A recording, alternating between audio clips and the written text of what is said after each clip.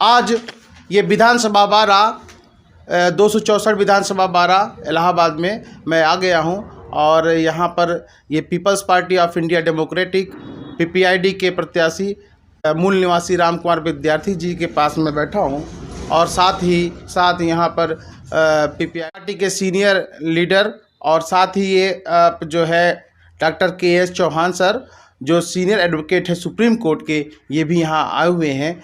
आइए हम जानते हैं कि ये पीपल्स पार्टी ऑफ इंडिया ये के चुनाव लड़ने का क्या कारण था। आइए इनसे हम जानते हैं। धन्यवाद, आपने बड़ा अच्छा इशू उठाया है क्योंकि ये आम जनमानस में ऐसा विचार है कि भाई ये इतनी सारी पार्टियां हैं तो आप चुनाव क्यों लड़ रहे हैं। लोग ऐसा समझते हैं कि बहुजन समाज पार्टी है तो आप लोग क्यों चुनाव लड़ रहे हैं, समाजवादी पार्टी है तो आप क्यों चुनाव लड़ रहे हैं।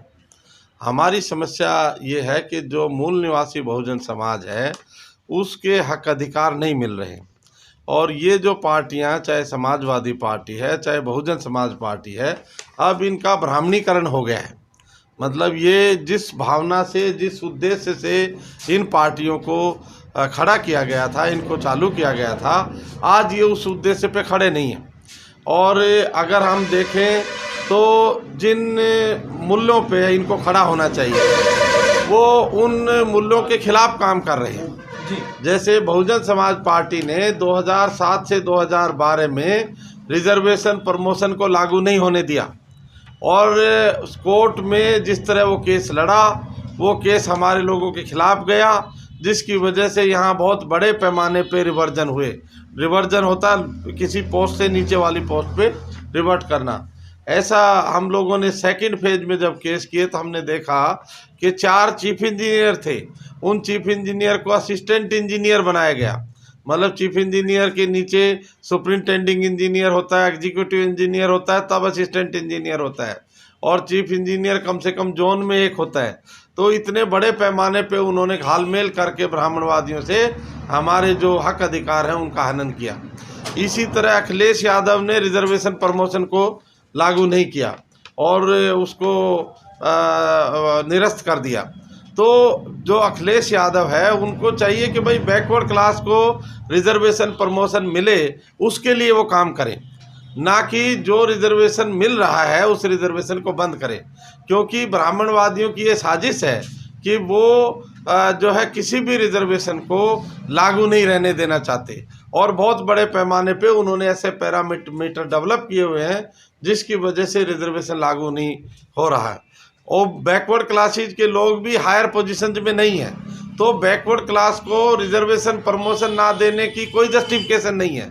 लेकिन फिर भी रिजर्वेशन प्रमोशन, वो जो शेड्यूल ट्राइब का संविधान में 4 अमेंडमेंट करके जो रिजर्वेशन प्रमोशन लागू हुआ उसको उन्होंने स्टैंड स्टिल कर दिया और यूपी में लागू नहीं है, उत्तराखंड में लागू नहीं है और कितने ऐसे प्रदेश हैं। यूपी में बहुजन समाज पार्टी और समाजवादी पार्टी की सरकारों की वजह से पूरे देश में जो आरक्षण है, रिजर्वेशन प्रमोशन जिसको हम कहते हैं, पदोन्नति का आरक्षण, वो ख़त्म हो गया और इन लोगों ने बैकवर्ड क्लास को पदोन्नति में आरक्षण मिलने के लिए कोई काम नहीं किया। इसलिए ये peoples Party of India Democratic बड़े पैमाने पे ये चुनाव लड़ रही है और ये हमारे हक अधिकार को सुरक्षित करने के लिए काम कर रही है।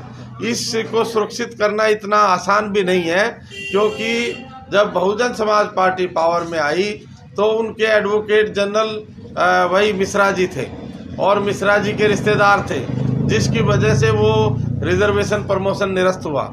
जब अखिलेश पावर में आए तो उनके भी इसी तरह गुप्ता जी थे और बाद में इसी तरह के लोग थे। वो आजकल बीजेपी के मेन प्रवक्ता बन के घूम रहे हैं।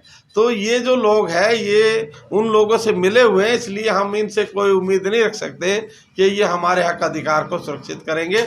इसलिए हमारी People's Party of India Democratic चुनाव लड़ रही है। कि आपने जाना डॉक्टर के.एस. चौहान साहब ये सीनियर एडवोकेट है सुप्रीम कोर्ट के, इन्होंने बहुत अच्छी बात कही कि जो भी और दल हैं वो कोई भी इस रिजर्वेशन और जो हिस्सेदारी रिजर्वेशन, इस पे कोई चर्चा नहीं करता, कोई बात नहीं करता। ये peoples Party of India Democratic जो बात कर रही है और अपने मिशन के साथ में लेके चल रही है, तो ऐसे ही बने रहिए हमारे साथ। हम आपको पूरा सर्वेक्षण दिखाते रहेंगे, बताते रहेंगे, हकीकत बताएंगे आपको, हकीकत, भारत की हकीकत।